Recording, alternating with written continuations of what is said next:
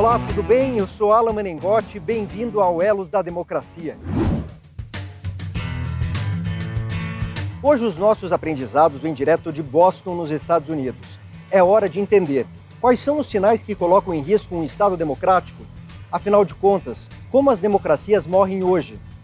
Quem vai bater um papo sobre isso com a gente é um cientista político, PhD pela Universidade da Califórnia em Berkeley, ele que é professor de governo na Universidade de Harvard e também especialista em democracia na América Latina. Pesquisador, escritor best-seller, o nosso elo da democracia hoje é o professor Levitsky.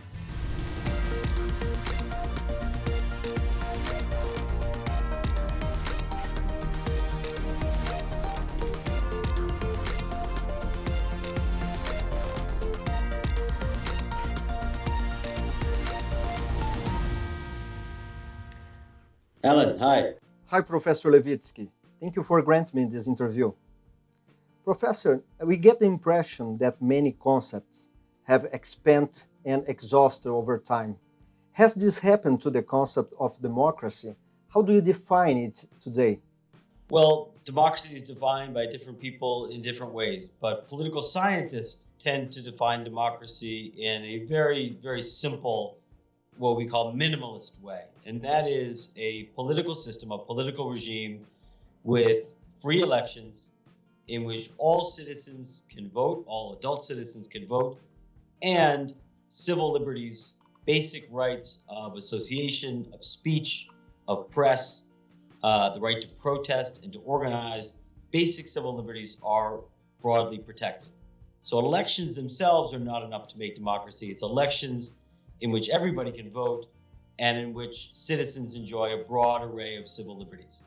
The question is has that become exhausted over time?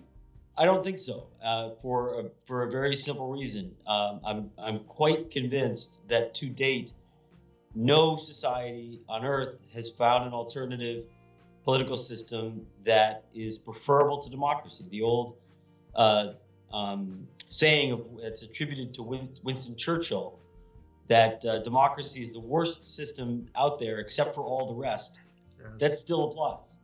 And as long as democracy continues to be the least bad alternative, and really the only viable or only known way of allowing citizens to regularly and peacefully change their governments, I think democracy is going to remain relevant. What's your perception? Does the citizen know what democracy really is? Or sometimes there is some confusion? You mentioned in one of your interviews that sometimes people expect too much from democracy. How about it? Yeah, it's very, very common that because democracy in the last 50 years or so, since World War II, democracy has been championed by everybody throughout the world. Left-wing governments, right-wing governments, democracies, autocracies. North Korea calls itself a democracy. China calls itself a democracy. Venezuela calls itself a democracy. Trump calls himself a Democrat. It's always considered by all people to be all good things. There's no reason to think that a system of elections and civil liberties, nothing more, nothing less, will make a country rich, that it will eliminate corruption, that it will bring social justice, that will bring racial justice, that it will protect people and provide public security.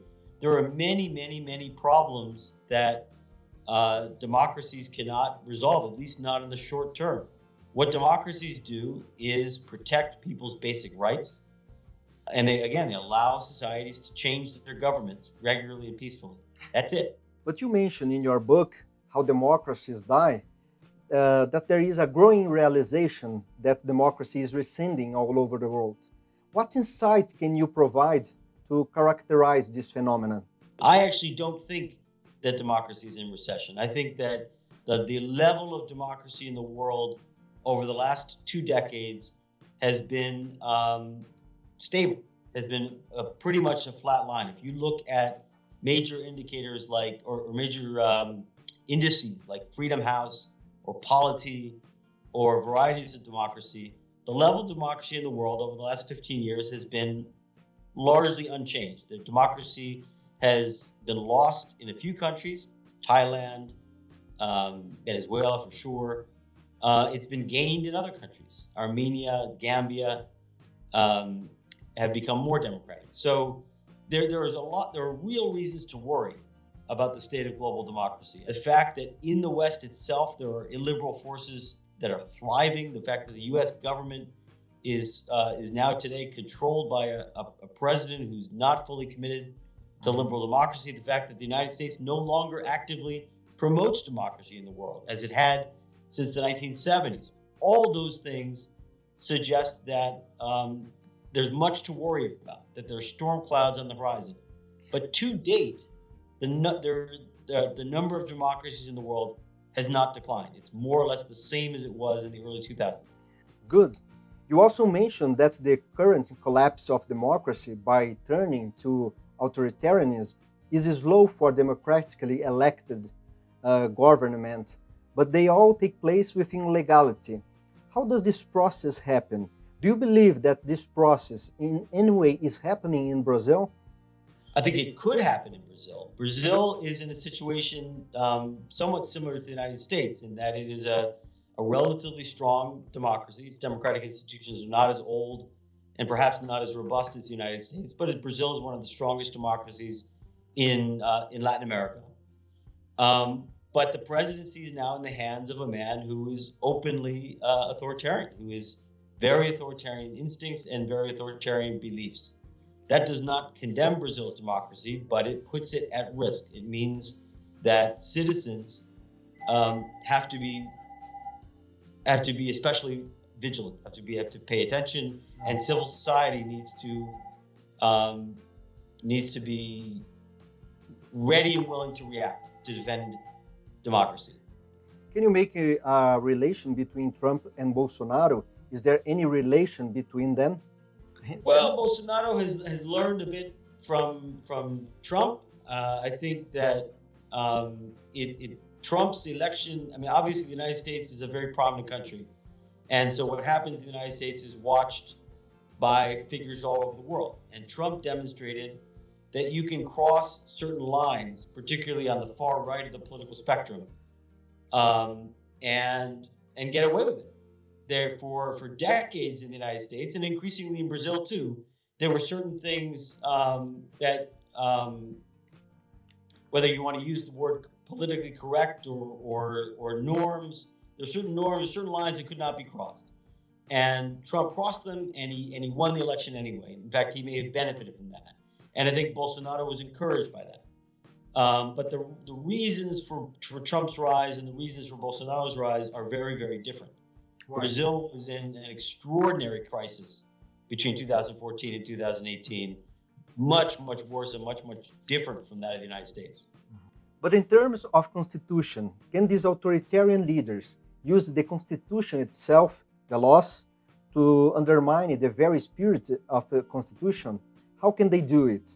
They do it all the time. The vast majority of democratic breakdowns, particularly since the end of the Cold War, the last 30 or 40 years, but even before then, have occurred by constitutional means. It is very common, it's very possible to use the letter of the law to undermine the spirit of the law. Let me just give you one example. Perón in Argentina, elected in 1946, inherited a constitution that was from 1853 that was a replica of the U.S. Constitution, very, very similar in its design to the U.S. Constitution.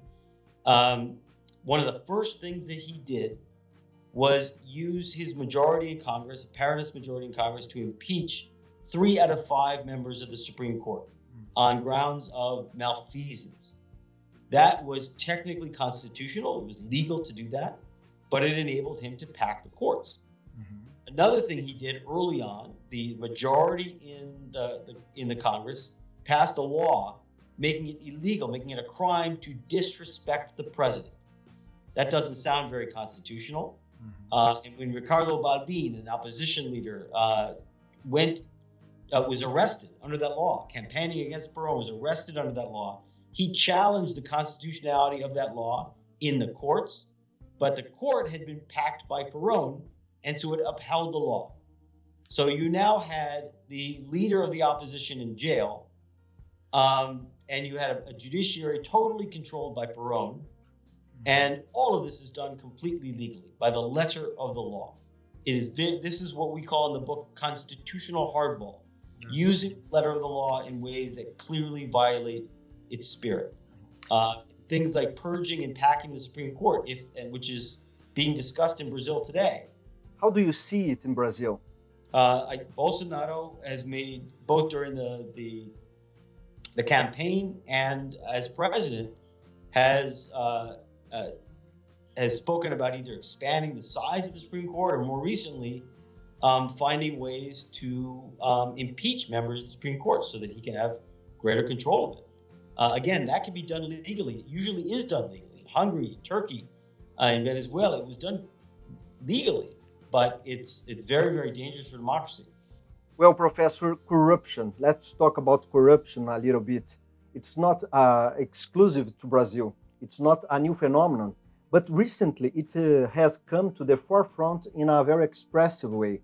Corruption and influence peddling has become a common practice of many Brazilian businessmen and political parties on both sides, of the right and left. What's the price democracy must pay for the corruption? So corruption is, as you noted, it's not new in Brazil. It's not new in Latin America. It has existed as long as Brazil has been a republic. And again, Brazil has gotten a lot of attention recently for its corruption, but it's not terribly different from other countries in the region. What's really new, and this is kind of a paradox of democracy, is that because the media are much more effective than they were in the past, and in particular because the judiciary is much stronger, much more independent than in the past, Latin Americans and Brazilians in particular know about corruption much more. Much more corruption is revealed. It's not that that there's more corruption being done. It's that more corruption is being uncovered than in the past. That's a good thing. To a significant extent, that's a sign that democracy is working or that certain democratic institutions are working. The problem is that when you reveal all this to citizens become correctly, rightly, legitimately, very disgusted with their political system. They conclude that their democracy is thoroughly corrupted. Citizens know about it now, and so the downside is that the level of trust in democratic institutions has plummeted. So the very fact that our democratic institutions are strengthening is eroding confidence in institutions. Now, the question about is there a price to be paid? I mean, Brazil is a very difficult country to govern. Brazil is a big, federal, highly unequal, highly fragmented country. It's a country in which 25 parties make it into parliament. The president never has a majority. It's an extremely difficult country to govern. Brazil is not Costa Rica. It is not Uruguay.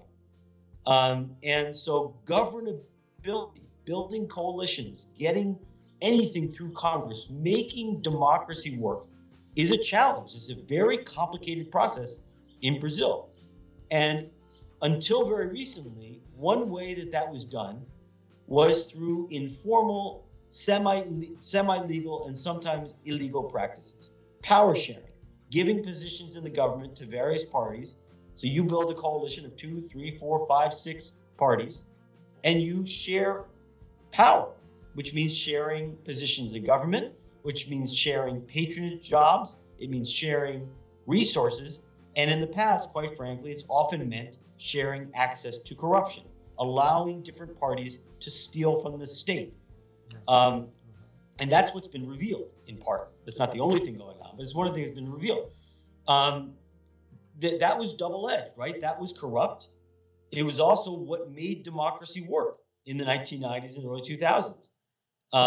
It's fashionable in Brazil to blame it all on Lula and the PT, but this stuff happened under Cardoso too. It might the plundering of Petrobras might not have been quite so severe, but there was a fair amount of shared corrupt practices in the Cardoso period as well. This is how Brazilian democracy worked. The question now, the big challenge is whether you can build coalitions and make Congress work without corruption, whether you can share power without sharing access to stealing the state. And that's the big challenge. I don't think we know. Bolsonaro is trying to govern without building a coalition in Congress, and so far it's been a disaster. So you mentioned the press. Both in the US and here in Brazil, there are attacks on the press, even presenting impediments for it to function effectively. Does this war on the press have an effect on democracy? Because the press usually uncovers bad news about the government. It's much more, every single president complains about the press. And some presidents, and you see this with Trump and Bolsonaro, really attack the press very seriously in their rhetoric. So Trump has called the press the enemy of the people, which is Stalinist. So there are two ways that can have an effect. First of all, many presidents take the next step. They start by verbally attacking the press, which is not directly damaging to democracy. But the next step is to actually take action against the press. So one problem is that presidents who verbally attack the press often take the next step and begin to physically attack the press, and that's authoritarian. The other thing, I don't know what's happened in Brazil, but in the United States, Trump has repeated, not a day goes by, that Trump does not publicly say via Twitter to his followers that the press is conspiring to bring down his presidency. And basically equating the press with treasonous behavior. And the consequence of that, according to opinion polls, is that many Americans, mostly Republicans, have begun to view the press as the enemy, and have grown more tolerant, more willing to accept laws that allow the government to punish media that publish false information. That's very, very dangerous. If public opinion starts to accept government punishment of media it doesn't like, that's a step towards, that makes democracy much more fragile. Let's talk about polarization. Brazil is experiencing extreme polarization, the discourse of espousing enmities, radical opinions.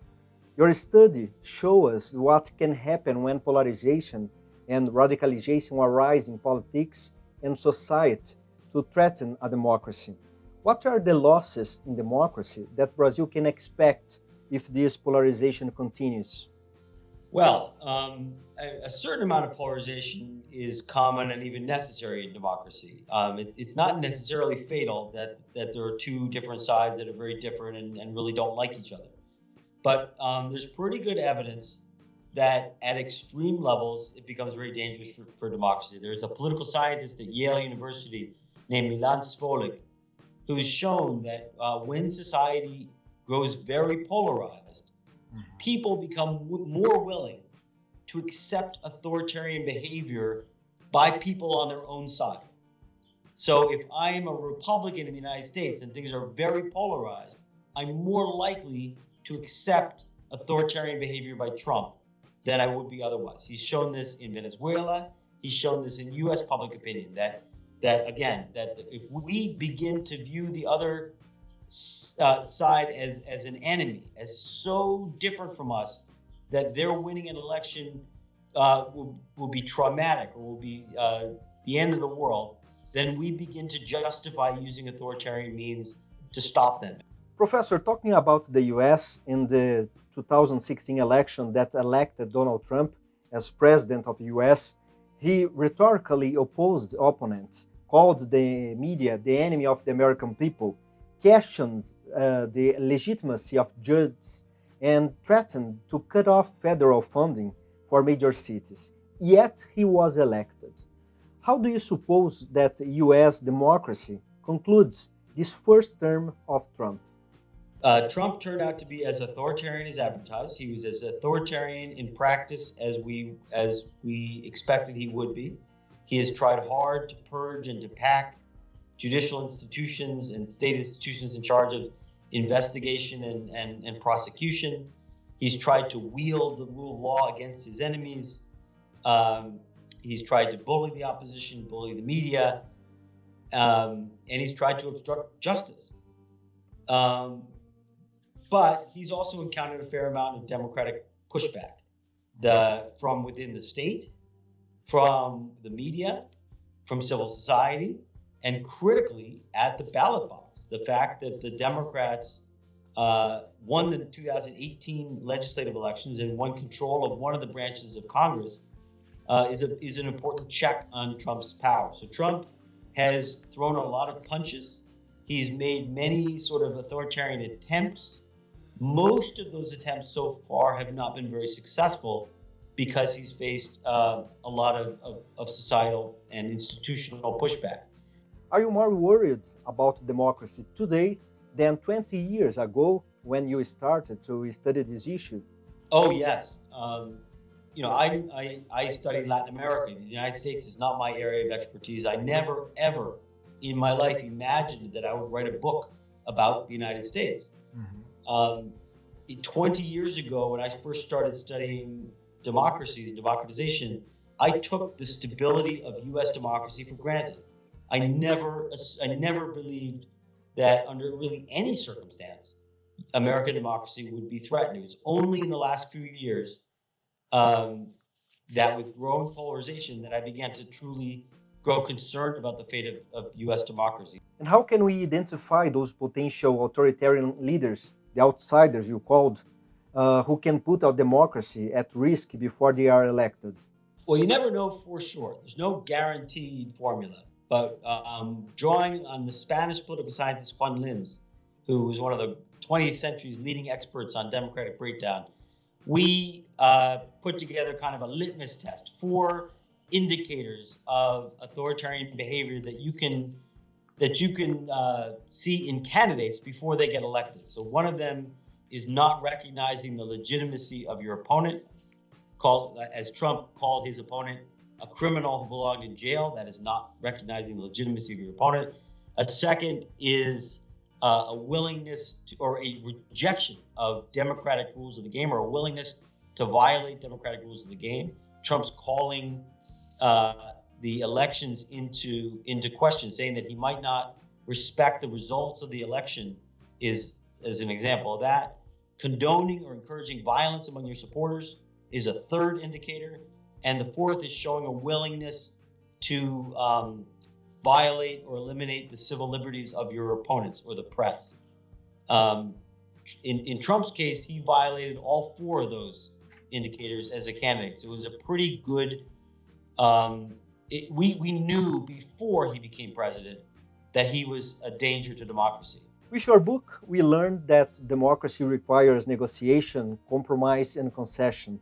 In Brazil, we are following a path lacking negotiation, this compromise, and this concession between the 3 powers of the Brazilian Republic.